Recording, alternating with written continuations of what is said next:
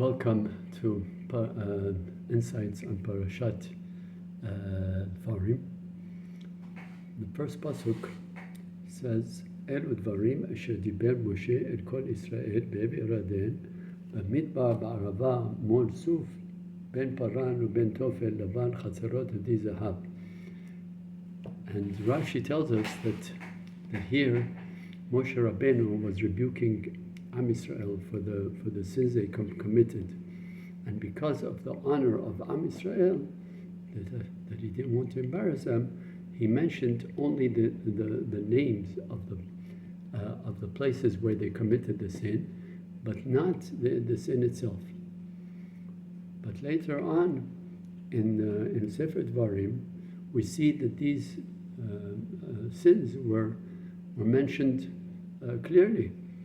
So what do we gain that over here it was only hinted at and not said clearly? So I heard the answer to that we know that when a person is chozer b'tshuva, then the severity of the avera is mitigated, and that's if he does tshuva mirat Hashem. But if he does tshuva mi'avat Hashem, then the sins are turned into merits. So that's why, since Am Yisrael did tshuva on these averot, so now they could be mentioned, because now, even if it's not completely wiped out, some of the people's sins was completely wiped out and they became merits, and some people their sins were brought down with severity. Now the pasuk starts with ele. Ele, the word ele, aleph lamed hey, stands for avak lashon hara. It hints to the avera of lashon hara.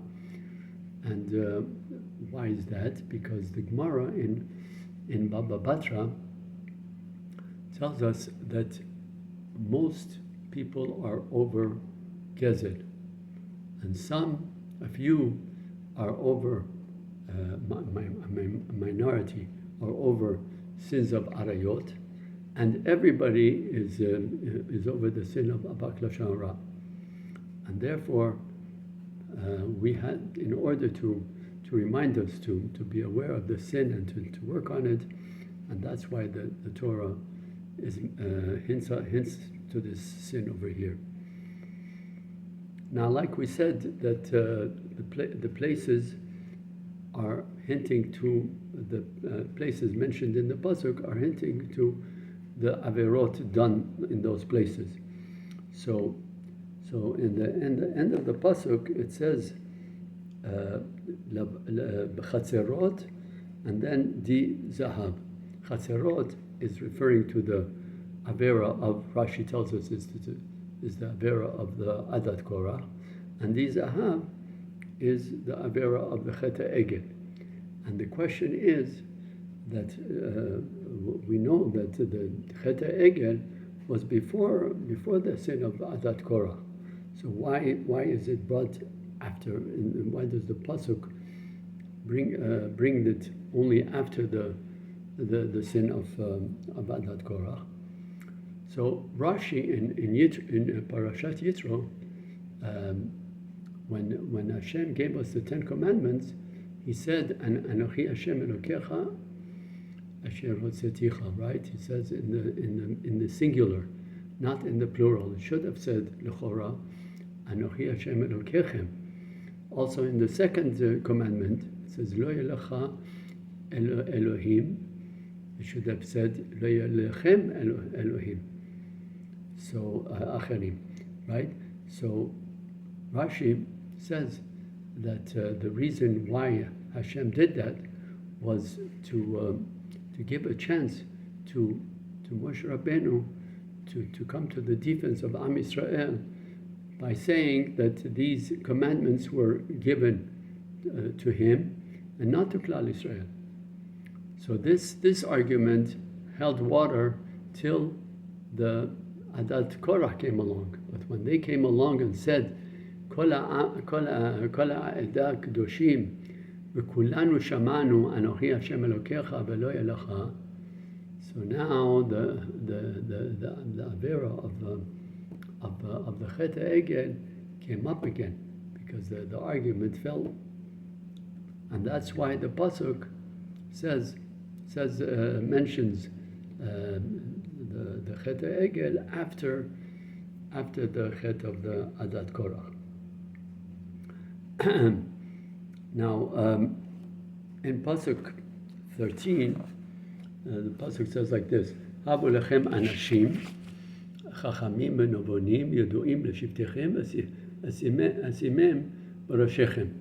Here, Moshe Rabbeinu is telling Am Yisrael, there was a time that I was judging everybody on my own, but then after a while we decided to bring more judges to help me in this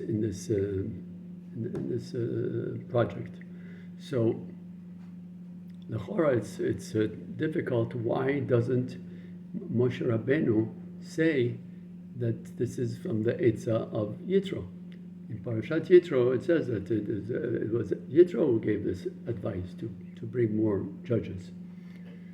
So one answer we can give is that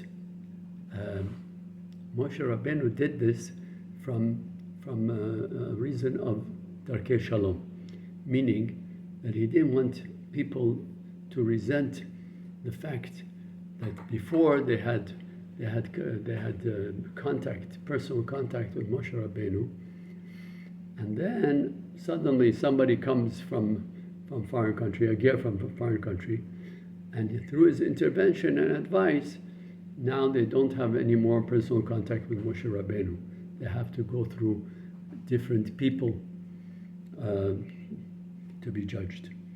So because of Darkei Shalom, he didn't want to have Moshe Rabbeinu didn't want resentment against Yitro, and that's why he didn't mention him.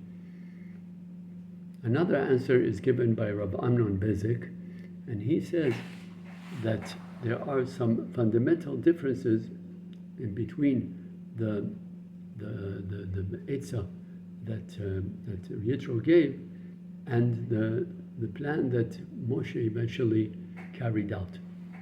One of them is that Yitro said, you should choose the judges. And Moshe Rabbeinu said the people should choose the judges.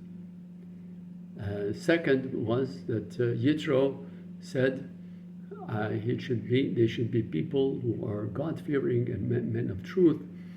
And Moshe Rabbeinu said wise people of wisdom. And the third is that Yitro was talking about judges, adding to the judges, and because of it would be too burdensome on Moshe Rabbeinu to do it alone. And Moshe Rabbeinu was concerned about, because of the character of the people, that he can't carry their burden, and therefore he wanted leaders. So therefore, since what was the root of this differences? And the root is that Yitro really only wanted to additional judges that should help Moshe Rabbeinu, but Moshe Rabbeinu wanted leaders to help him in the leadership of the people, and a police system. So that's why Yitro said you should choose them, because he was thinking of judges. But Moshe Rabbeinu said the people should choose them, because if the people choose them, then they would accept their leadership in a better way. Yitro said there should be men of truth and Yorei Shamayim, and Moshe Rabbeinu said wise men, because Yitro wanted judges again, and Moshe Rabbeinu was looking for leadership. to help him in the leadership. And even though, so we see that even though Yitro initiated this idea, it was his initiation, so that was talked about in parashat Yitro. But here, he's not mentioned because even though he started the plan, but eventually he was only a small part of the plan that was carried out.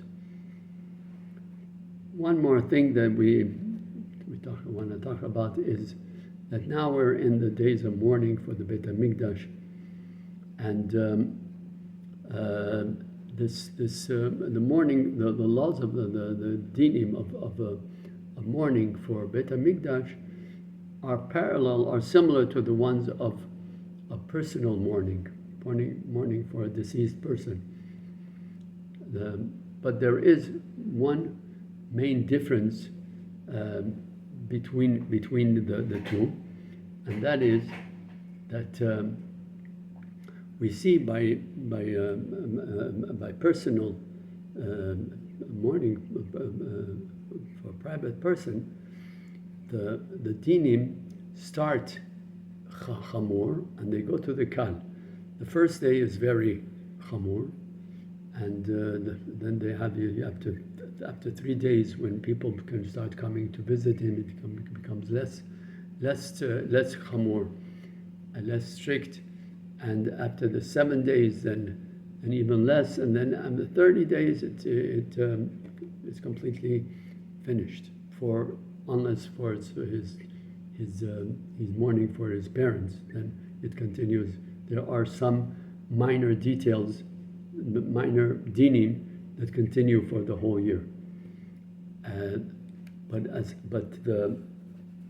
by the morning of the Beit HaMikdash, and it goes the order of the severity of the dinim is rising rather than ascending, right? We start when Nichnas Av Mamatim B'Simcha, and then you have the 9 days which have some dinim, but they're not so severe. And then you have the Shavua Shechalbo, and that's more chamor. And then it becomes very chamor in the day of Tisha B'Av, where it's reached the peak of chumrah.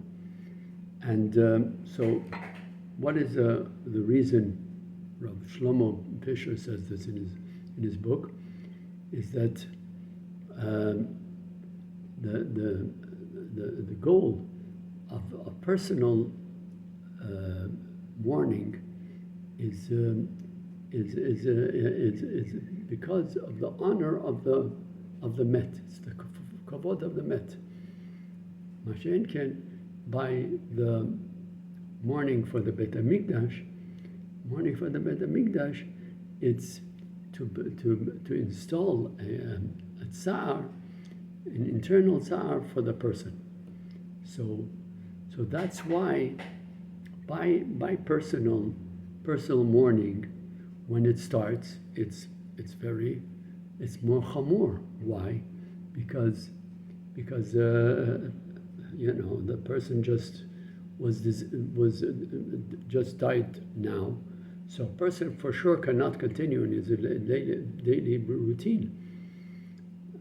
But as it goes on, as the time goes on, then the severity of the mourning goes less. Masha Enken by the mourning of the Beit HaMikdash. So since the Torah wants to install us tsar for the Chorban Habayit, so you can't expect somebody to suddenly from routine life to go into a deep mourning. So that's why it's an ascending chumrah. The chumras go up gradually until Tisha B'Av, when it's the highest chumrah. Thank you for listening.